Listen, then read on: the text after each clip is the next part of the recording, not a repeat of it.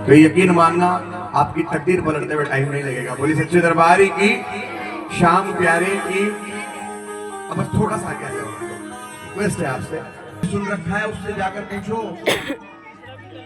जिसने 30 सालों से अन्न छोड़ रखा हो और सिर्फ शाम नाप पर जिंदा रहती हो, वो बाबा की अभिनंदन थी। जिसके ऊपर हाथ रख दिया उसके पौ 12-25 हो जाते थे, और जिसको नकार दिया उसको दुनिया में कोई द्वारा नहीं ठुकरा सकता था। और उनकी सबसे बड़ी खासियत थी कि वो रोज ठाकुर जी की एक तस्वीर का श्रृंगार करती थी। ठाकुर जी की एक तस्वीर का श्रृंगार करती थी, और चाहे कितना भी पैसे वाला हो उस तस्वीर को आज तक खरीद नहीं पाया। वो तस्वीर उसी भगत के पास जाती थी जो इसको दिल से मनाता है। कोटा में भी शायद आदरणीय भाई साहब को जानते हैं, 3-4 जनों के पास ही, इससे ज्यादा नहीं है। नहीं तो जब वो हर बार टीलेश्वर भवन आती थी तो लाइन लगती थी लोगों की कि हमें तस्वीर दे दो, हमें तस्वीर दे दो, लेकिन कहीं नहीं दिया, कभी नहीं दिया उन्होंने। तो ऐसी शख्सियत के लिए एक बार दरबार में ताली होनी चाहिए। वो आज ठाकुर के चरणों में विलीन है, लेकिन जहां भी है प्रभु की कृपा से हमें आशीर्वाद दे रही है। और मैंने आपको इतनी बड़ी पदवी पे बिठाया, उनकी पे उनको सोच समझ के बिठाया होगा। बोले सच्चे दरबार की। लोगों को हो सकता है मजाक लगता हो, लेकिन ये हकीकत है अम्मा, है ये हकीकत है। और जीवन में ठाकुर आपको खूब, वाह जी बहुत सुंदर। बोले सच्चे दरबार की। जब कोई नहीं आता मेरे शाम आते हैं, बोलो जब कोई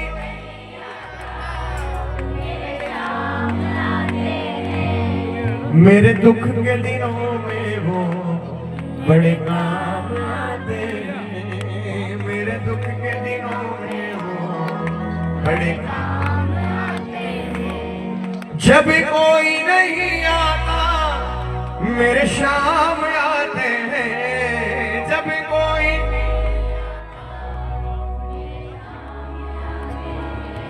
वो मेरे दुख के दिनों में वो बड़े। आप लोगों की घर में भी इतनी आवाज निकलती है? मैं बिना माइक के गा के दिखाऊं? अजी साहब, प्रेम होना चाहिए ठाकुर के दरबार में, है? देखो मारो शाम कैया जच रही है, देखो मारो शाम कैया वो सिंहासन पर बैठो बैठो हंसी रहे हो, सिंहासन पर देखो। आपने इतना अच्छा आयोजन किया है, इतने बुजुर्ग लोग इस दरबार में विराजमान हैं, उनका सम्मान होना दरबार में जरूरी है। क्योंकि बुजुर्ग नहीं होते ना, अपनी इज्जत को हमेशा संभाल कर रखना। बहनें नहीं होगी तो कलाई पर राखी कौन बांधेगा? बहनें नहीं होगी तो कलाई पर राखी, है ना? और इस दरबार में अगर बुजुर्ग नहीं हो तो पगड़ी माथे पर कौन बांधेगा? साहब बोलिए सच्चे दरबार की। सबसे बड़ी बात होती है बुजुर्गों का सम्मान होना, बहुत बड़ी बात होती है। बोले श्याम प्यारे की। अब सुनाता हूँ आपको काम की बात जो शायद आप बाबा से कह सको, लेकिन कहना बुलंद आवाज में कैसे करो? कभी सोचता हूँ, सुना बड़ा सुंदर भाव है। कभी सोचता हूँ सच है या सपना, बोलो बोलो। कभी सोच